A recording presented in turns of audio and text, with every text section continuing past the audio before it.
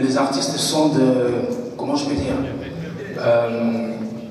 nous sommes des leaders d'opinion, donc il faut qu'on sache tout dans Makambo, dans le fond même. Il faut dire le fond, pourquoi on devient engagé, pourquoi on parle pour son pays. Parce qu'on ne va pas se réveiller un matin comme ça, dire voilà, je deviens combattant ou je deviens activiste. Non.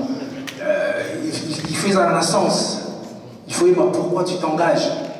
Moi, je ne chante pas parce qu'il faut pas mon anga ou pas mon mécouette. Non, non, c'est pas ça l'idéal. C'est pas ça mon objectif. Je le fais parce que j'ai senti un mot au plus profond de moi. Je l'ai senti.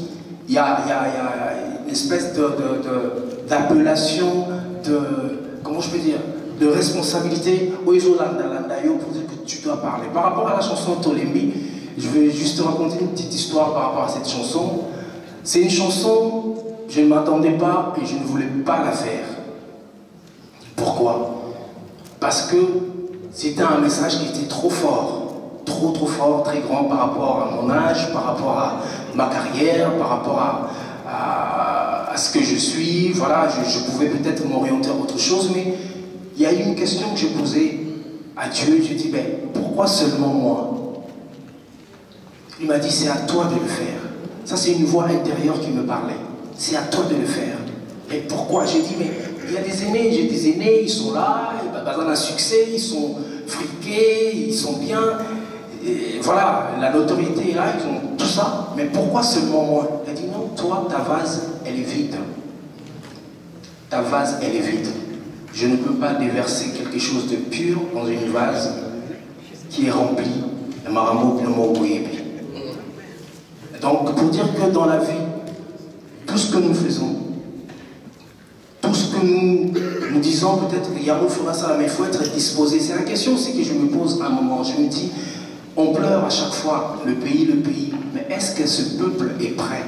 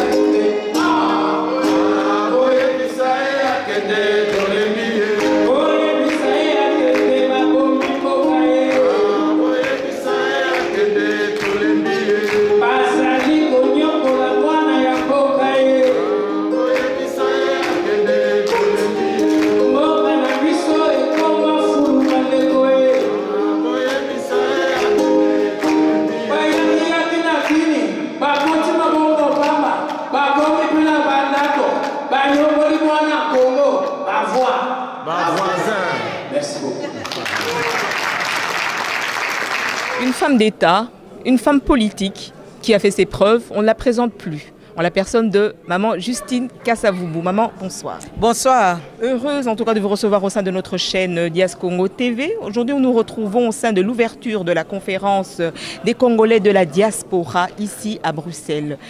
Qu'est-ce qui vous a poussé à venir en ces lieux ? Mais vous savez, la diaspora aujourd'hui constitue une force et donc nous avons la conscience de cette force et c'est la raison pour laquelle je suis ici. Comme vous vous en doutez peut-être plus, nous sommes toujours là où il faut défendre la cause du peuple congolais. Aujourd'hui, on voudrait parler d'alternance au sein de la politique de notre pays. Croyez-vous que cela est encore réalisable d'ici la fin de l'année tel qu'il était prévu pour la préparation des élections qui étaient normalement prévues pour décembre 2017 ? Mais bien entendu, hein, vous savez, il faut croire en sa cause. Et ici, nous avons tous les arguments qui plaident pour un changement.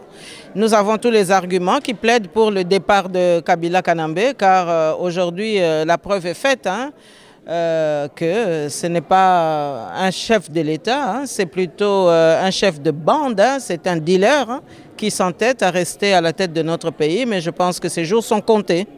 Demain, on va vous accorder la tribune. Quel sera le thème que vous allez développer face à face de la diaspora congolaise ? Mais il y aura les enjeux de la diaspora, la conscience de la diaspora et surtout le rôle de la diaspora dans le développement de la République démocratique du Congo. Et croyez-moi, il y aura des arguments. Retournant au pays, si cas possible, de quelle manière allez-vous vous impliquer dans la politique congolaise ? Mais vous savez que je suis présidente de parti, candidate à la présidentielle, et donc nous avons un programme et nous avons aussi un site internet. Et donc notre programme est assez clair parce qu'il tient compte d'abord d'une vision. Il tient compte aussi de l'ambition que nous avons pour notre pays et il tient compte surtout de l'image que nous voulons pour le Congo dans les 20 et 30 prochaines années.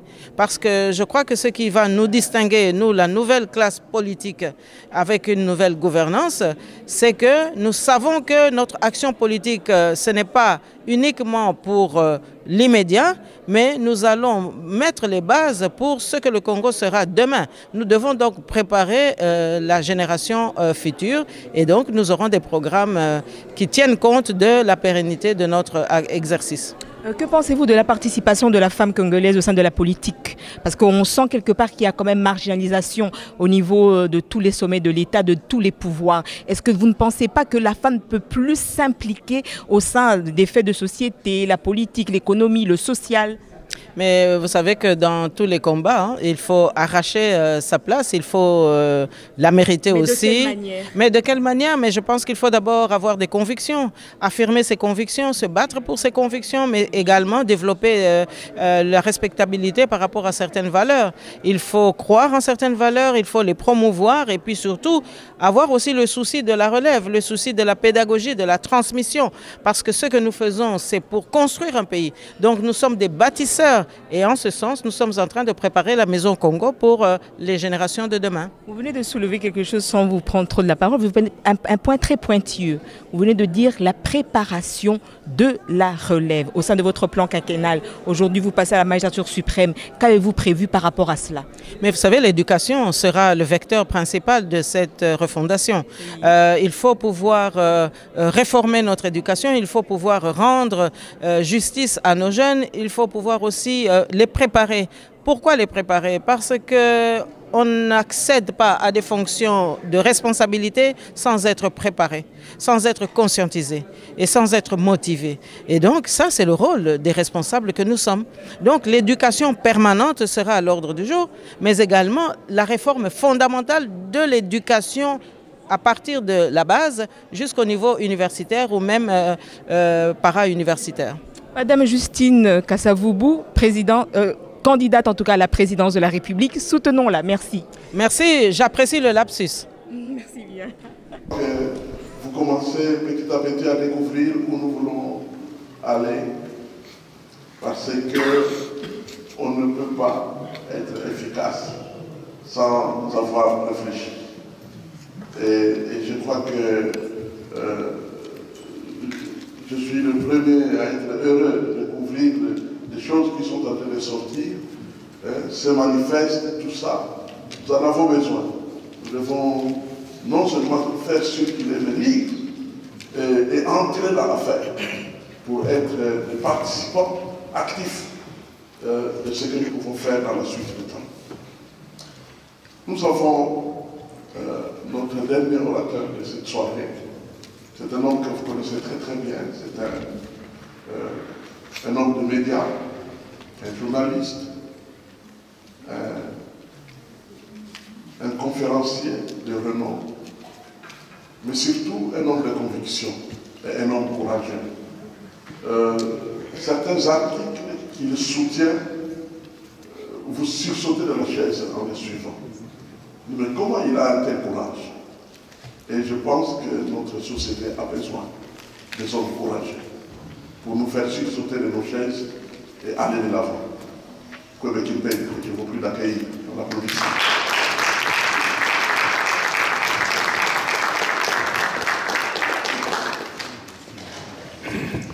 Merci. Avant tout propos, j'aimerais adresser mes remerciements très sincères au révérend pasteur Kibutu Mkimbi et à tous les membres de la coordination de l'Association internationale de la diaspora congolaise. C'est grâce à eux, en effet, grâce à leurs efforts, et notamment financiers, et grâce à leur prévenance, que je vous trouve ce jour, en ce lieu, devant vous. L'histoire s'avance masquée. L'histoire porte un masque. Ce constat a été fait par le français Régis Debray, c'est un philosophe et écrivain français dans les années 1970. Donc, tant que vous n'avez pas arraché le masque de l'histoire, ne croyez pas que vous la connaissez. Et c'est particulièrement vrai pour l'histoire de la République démocratique du Congo.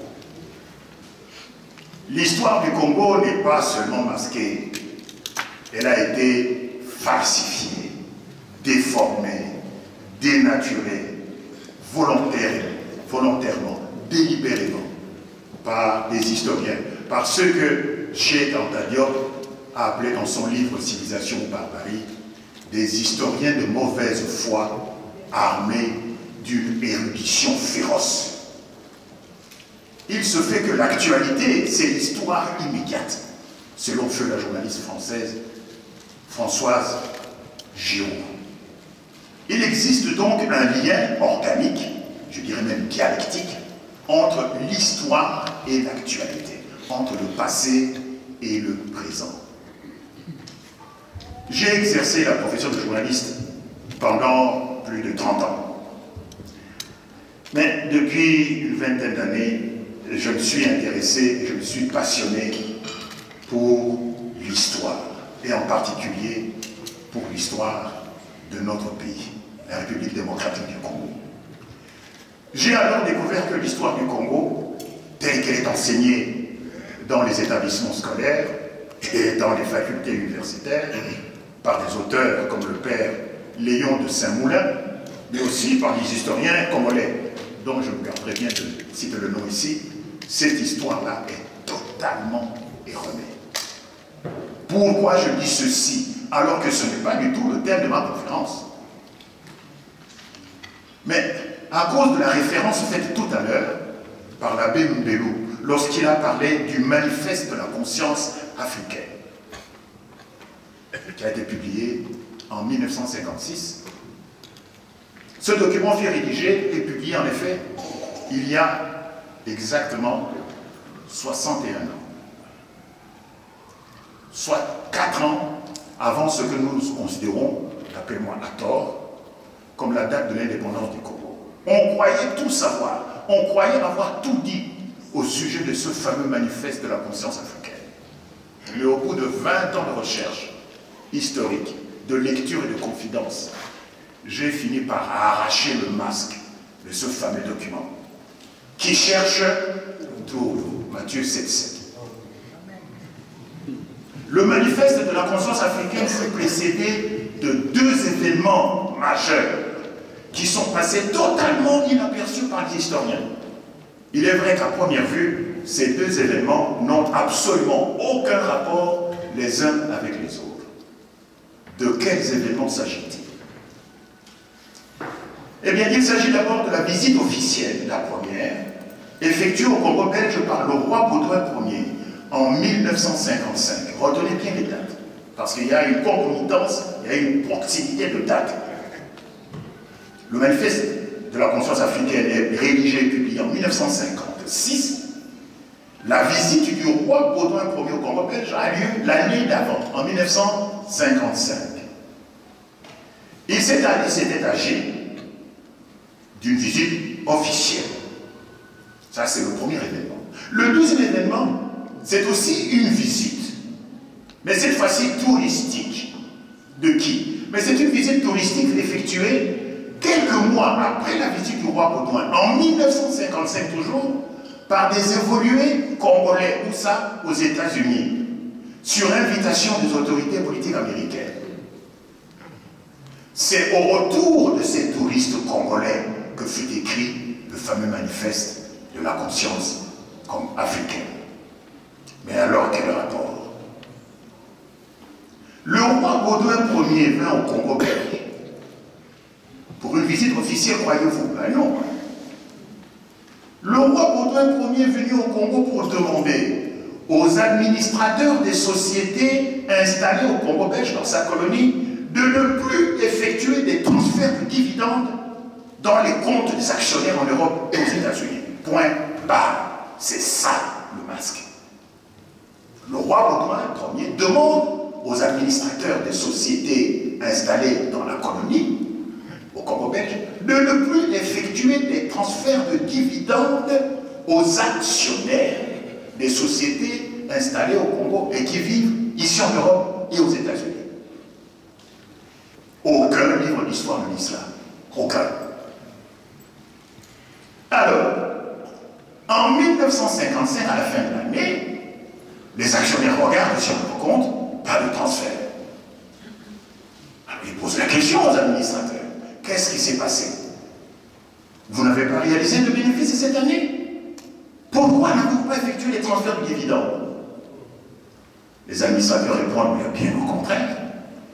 L'année 1955 a été particulièrement profitable. Nous avons réalisé des bénéfices faramineux. Mais alors pourquoi vous n'avez pas effectué les transferts? Mais le roi Baudouin Ier nous a demandé de ne plus effectuer les transferts. Pourquoi? Parce que la colonie a déjà remboursé toutes les dettes laissées par le roi Léopold II. Ah! Ah! Si vous ne touchez pas à ce point-là, j'ai la prétention d'affirmer que vous ne connaissez pas l'histoire de ce pays. Le Congo belge a remboursé 4 fois, les dettes laissées par le roi Léopold II, soit 25 millions de francs or à l'époque. Aujourd'hui, on dirait 25 milliards de dollars.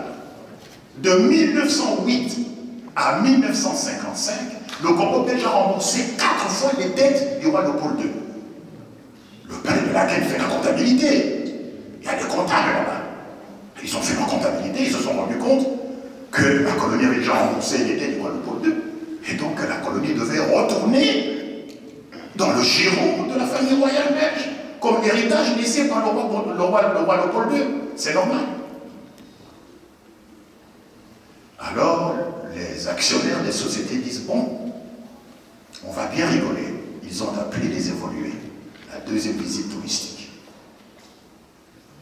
Ils sont partis là-bas, ils se sont circulés à travers les États américains, et puis après, ils sont reçus par le chef de l'État qui leur dit, écoutez, vous les Congolais, là, comment vous avez accepté d'être colonisés par un petit pays comme la Belgique? Demandez l'indépendance et on vous l'accordera, et on vous soutiendra. Regardez les autres pays comme le Ghana, l'Égypte, les autres pays indépendants. Vous attendez quoi? À demander l'indépendance, allez retourner là-bas. Et demandez l'indépendance, nous, on vous appuiera, on vous apportera notre soutien politique, militaire, financier, s'il faut.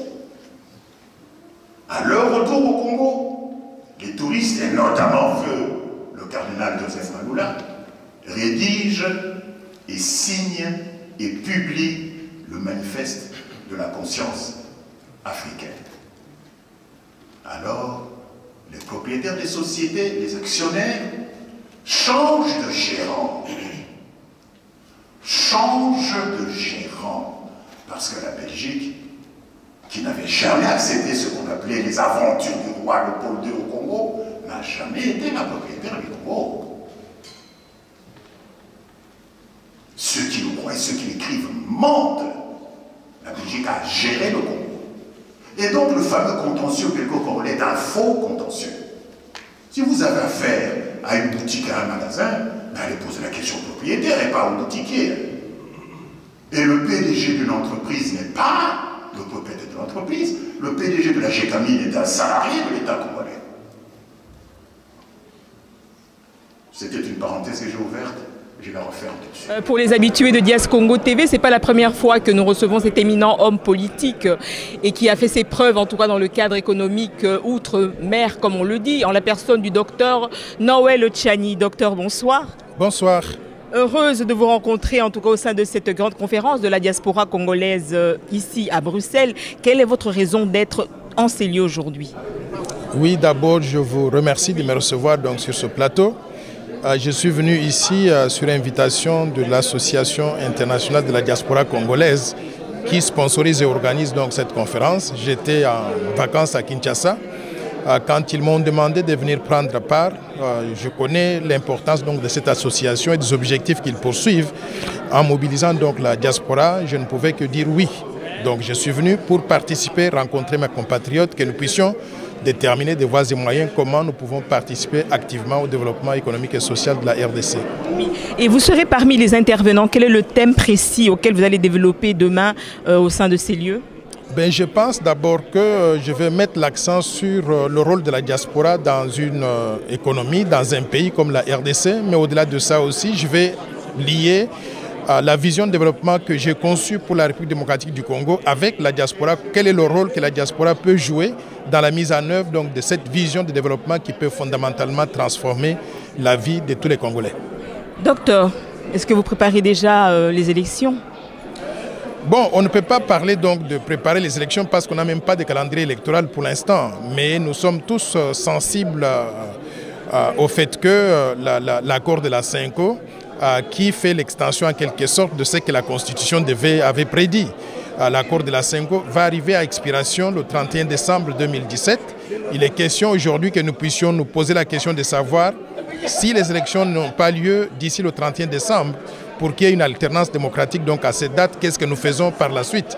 Donc ces discussions sont... Vous n'avez pas de piste par rapport à cela vu que... Ben, j'ai tenu jusqu'à présent la position qui consiste donc à dire que nous tenons à ce que les élections aient lieu dans les délais convenus, dans le cadre de l'accord de la CENCO, donc au plus tard, au 31 décembre 2017. Mais s'il n'y a pas de solution, nous pensons qu'il faudra penser à organiser une transition, mais une transition sans les responsables du blocage politique actuel qui inclut le président Kabila et tous ceux qui sont donc à côté de lui. Demain, je crois que nous aurons un élément vétère avec vous. Nous allons parler plus amplement par rapport à vos projets de société et ainsi qu'à votre implication au sein de la politique nationale. Merci pour votre temps. C'est à moi de vous remercier de m'avoir donné cette opportunité de m'adresser à vos téléspectateurs. Merci. Eh bien, nous sommes avec notre éminent frère qui nous a entonné vraiment un cantique assez resplendissant par rapport à la République démocratique du Congo, dont le titre est Olembi. Et si nous devons faire la traduction littérale, cela voudrait dire que nous sommes épuisés, nous sommes fatigués. Nous sommes avec notre frère Chimanga. Bonjour. Bonjour, Maman Labis. Honoré de te recevoir au sein de notre chaîne Dias Congo. Et vraiment, ton chant était un chant inspiré. Mais inspiré par quoi? Inspiré par des histoires, des idéaux, une réalité ou bien une inspiration divine? D'abord, je dirais c'est une inspiration divine. Et puis ensuite, c'est par rapport à la situation chaotique qui sévit dans notre pays. Là, il faut pas le cacher. Et j'ai juste relaté la situation du pays par mon chant, par ma guitare. Et c'est juste une recommandation divine, comme on dit, parce que en regardant mon âge, regardant... comment je peux dire, mon temps fait dans la musique, surtout par rapport à ma carrière, le temps que j'ai fait. Et je me dis, il y a des grands frères, il y en a qui sont mieux placés, ils ont du succès, ils ont de la notoriété, ils ont tout ce qu'il faut plus que moi. Mais je me dis, si Dieu a choisi que cela sorte de Chimanga, c'est parce qu'il y a une mission que je dois commencer. Et la mission vient de commencer. J'ai eu la chance de collaborer avec tout le monde, mais je pense que ma mission vient de commencer à partir de cette chanson. C'est pour éveiller, conscientiser, montrer à la face du monde ce qui se passe au pays, montrer surtout aux enfants du pays dispersés dans le monde entier, comme on appelle la diaspora congolaise, de leur montrer aussi que si on ne se réveille pas aujourd'hui, si on ne se lève pas aujourd'hui, il n'y aura jamais un jour où on mvundi liboso mboka wana. Mais toloba te zanzembo moko ezali vraiment très audacieuse parce que ezali vraiment ba parole moko ezali kolakisa que ozali na engagement makasi par rapport à mboka. Est-ce que ozo bangate que lokwana botela yo ba problème ou que permettre lisusu te peut-être lobby ozonga na mboka ou bien ba représailles mususu et ya kolanda yo ti awana mikili ya poto? D'abord naza déjà très menacé depuis Nzembo Bimaki, naza ba menace ya makasi. Au moins là appel anonyme. Yo, zéro romona. Comment un Congolais peut agresser un Congolais qui parle au nom de tout un peuple qui souffre? Comment il y a un Congolais qui adresse, aux agresser un Congolais pour un profit à étranger, aux malmener mboka na bino? Nazu ba menace ebele, nazu ba appel anonyme ya ndenge na ndenge. Mais bank singate, pourquoi nous n'avons pas bank singate? Parce que les lots soki ngana bangi, yo bangi, ye kuna bangi, l'autre kuna bangi. Donc mboka ngo ekenango. Donc lobby toyo mona makamwe osama na mboka wana biso moko tokosoto. D'ailleurs, il y a ces choses qui se font na CC pour na koteka mboka wana. Et c'est bandi déjà koteka ma. Alors so ngana bangi, ya bangi. Tokosuka. Et puis nana lobelo moko. Nous les artistes, nous avons un rôle à jouer. Nous sommes responsables. Nous avons une part de responsabilité na mboka wana. Les lois Nzamba Poni Chimanga Moko Boy qui est sorti de nulle part, du néant, parce que ma vase elle est vide. Ma vase elle était vide. Dieu voulait juste déverser un message. Mais pour le message, on est côté faux à la disposer, aux à la prêt. Et moi j'étais prêt, bien que ça soit difficile au départ, pour na ndi marosa nzembo wana. Ozomona ozokima mais mélodie zo yakaka. Ovani nanda ko mélodie zo landoka. Jusqu'à ce que j'étais obligé de le faire. Je ne m'attendais pas à un tel succès, honnêtement. La vie de Chimanga d'hier, ce n'est plus pareil. À niveau solennité, mais à niveau il y a engagement, paix en placement. Ouais. Merci bien. Narosenga la bandeko va soutenir en tout cas single c'est Ndeko Nabiso Chimanga. Voilà donc yango album ezalia bozomo nango torochape ba coordonner ou permettre bino bo contacter pour ba ko soutenir vraiment musalo amuneno mission pe yemoko a lobby Nzamba Pessie. Merci bien. Un homme d'église qui s'implique dans la politique et vraiment dans le social et dans l'économie de la République démocratique du Congo, en la personne de M. Abbé Mbelou, que nous avons suivi au sein du premier congrès de la diaspora congolaise de l'étranger. Abbé, bonsoir. Bonsoir. Vous êtes un homme d'église, mais vous vous impliquez énormément au sein de la situation et la problématique congolaise. C'est poussé par quoi? Quel est le but réel de votre implication par rapport aux problèmes de la nation, de la RDC? Homme d'église et citoyen congolais. Donc le fait d'être homme d'église, c'est un plus ajouté à mon identité de citoyen congolais. Et je m'excuse de vous l'avouer, je suis disciple de quelqu'un qui n'est pas mort de malaria. Mon ami Jésus est mort parce qu'il a dû prendre parti pour les pauvres, pour les marginalisés. Il a dû prendre parti contre la haine et pour l'amour qui sache aller jusqu'au bout. Donc il constitue pour moi une référence et les efforts que je déploie au quotidien en tant que chrétien, c'est de chercher à m'identifier à lui. Comment devenir au quotidien comme lui, capable de luttes qui libèrent, capable de luttes qui brisent les chaînes, capable de luttes qui mettent les gens ensemble dans un corps qui peut être appelé Église ou humanité. Donc, et comme il le dit lui-même, quand j'aurai été élevé de terre, j'attirerai à moi tous les hommes. Il ne dit pas j'attirerai à moi les hommes et les femmes d'Église. Tous les hommes qui peuvent avoir la capacité d'aimer sans discriminer, et tous ces hommes-là sont les bienvenus à son école. Donc, c'est pour moi un plus que de l'avoir comme Seigneur, mais aussi comme maître à penser. Et maintenant, aujourd'hui, si vous devez retourner au pays, quelles seraient les premières, je sais que je vais vraiment du coq au l'âne, quelles seraient les premières décisions que vous auriez pu prendre si vous étiez un homme d'État? Les premières décisions que j'aurais dû prendre, c'est d'abord de populariser la politique. De ne plus en faire la chasse gardée des carriéristes ou des affairistes. C'est d'aller vers nos populations pour leur dire que se battre en tant que citoyen, c'est leur droit et leur devoir. Donc, voir comment, avec les masses populaires, créer une masse critique qui sache se prendre en charge, mais aussi devenir, comme je le disais dans mon exposé, démiurge de sa propre destinée. Parce qu'il est inconcevable que des hommes et des femmes qui jouissent de tous leurs cinq sens ne puissent pas prendre une part active à l'édification de la cité. D'ailleurs, quand j'ai fait mon approche de la politique, même en français, j'ai dit ceci: la politique, c'est l'art de participer à l'édification de la cité par la réflexion, mais aussi par les actions. Alors, ce n'est pas une chasse gardée de quelques individus, non. Mais est-ce que par rapport à nos cultures, nos us et mœurs africaines, disons en général, est-ce que la démocratie telle que vous venez de la définir peut-elle être applicable dans nos pays et dans nos nations? Est-ce que l'homme noir, si je peux me permettre de l'appeler en ce sens-là, est-il prêt à une réelle démocratie? L'homme noir a connu la démocratie 3000 ans avant Jésus-Christ.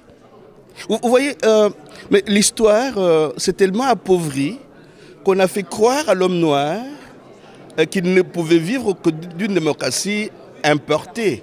Non. Il y a même un petit livre qu'on trouve encore aujourd'hui sur le marché, c'est le livre de Amartya Sen, La démocratie des autres. Pourquoi la liberté n'est pas une invention occidentale? C'est un petit livre qui fait allusion à la palabre africaine comme mode de gestion démocratique de la cité.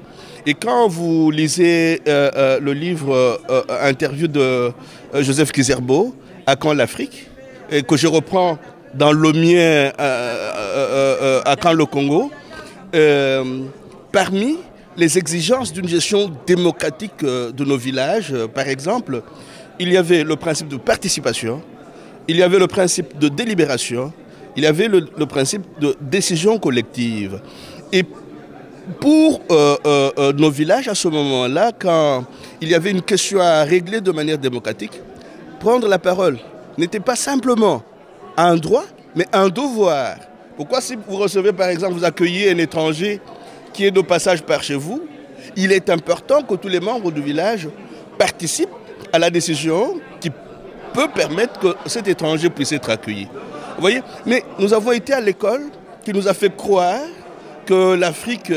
il y a eu ce qu'un auteur anglais, Jacques Goudy, appelle le vol de l'histoire. On nous a tellement volé l'histoire qu'on nous a fait croire que pour que nous puissions faire ce que j'appelais pendant mon exposé, les Massamba Kanye, le Kinzonzi, le Luoso, faire cela ne demande pas de passer par Paris, Bruxelles, Londres ou Washington. Nous avons cela dans nos cultures. Question de les révisiter en y apportant les compléments qu'il faut. Mais le fait que nous ayons, à partir de l'esclavage, de la traite négrière et de la colonisation, rompu avec nos cultures, risque de nous faire croire que pour vivre en démocratie, nous avons besoin d'une démocratie importée. Ainsi que certains de nos jeunes sont aujourd'hui appelés jeunes pro-démocratie, mais par ceux qui, dans leur propre pays, essaient de lutter contre la démocratie. Abbé Mbelou, est-ce que vous pouvez nous présenter le support que vous venez en tout cas de parler tout à l'heure, À quand le Congo, en quelques mots? Nous le présenter. Merci bien. Merci, oui. À quand le Congo, c'est un livre, interview que j'ai réalisé avec un ami, Patrick Ifongé. Oui. C'est un questionnement sur l'avènement d'un autre Congo, mais un questionnement qui part de l'histoire. Nous avons connu, entre autres, la traite négrière, qui a été un moment de la négation de l'identité de l'homme africain et de l'homme congolais. Nous avons connu la colonisation qui a été un moment de négation de la dignité de l'homme et de la femme congolais.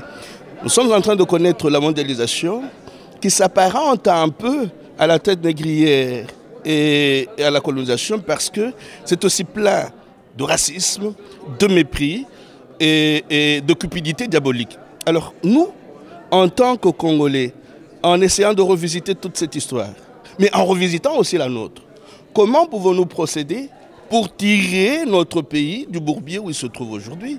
Alors j'ai dit entre autres ceci, qu'il y a une question de recivilisation du Congolais. Pourquoi? Parce que face à ces deux paradigmes auxquels j'ai fait allusion, la traite négrière et la colonisation et même la mondialisation, il y a quelques compatriotes qui sont tombés dans l'ensauvagement. Parce que, comme le dit, je cite beaucoup Aimé Césaire, il dit qu'au contact avec le décivilisateur qui a été le colon ou le négrier, nous nous sommes décivilisés.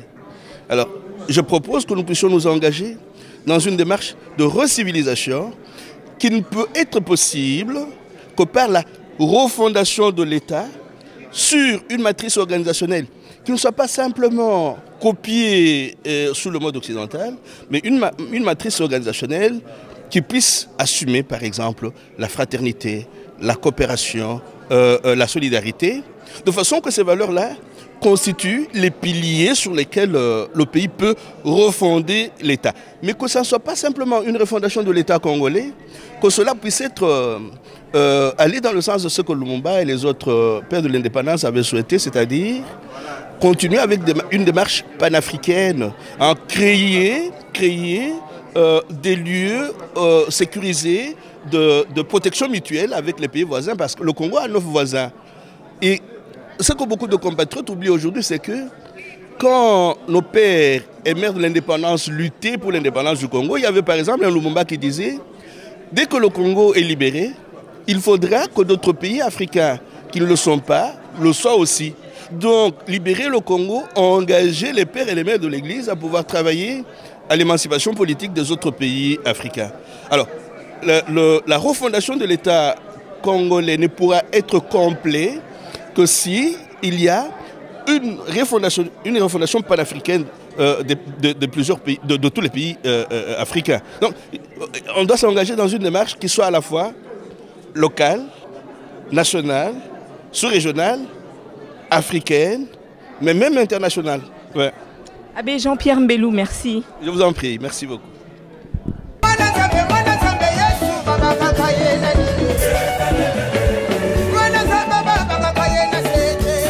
Zangi maloba, le kelinga kasi technologie yeli biso.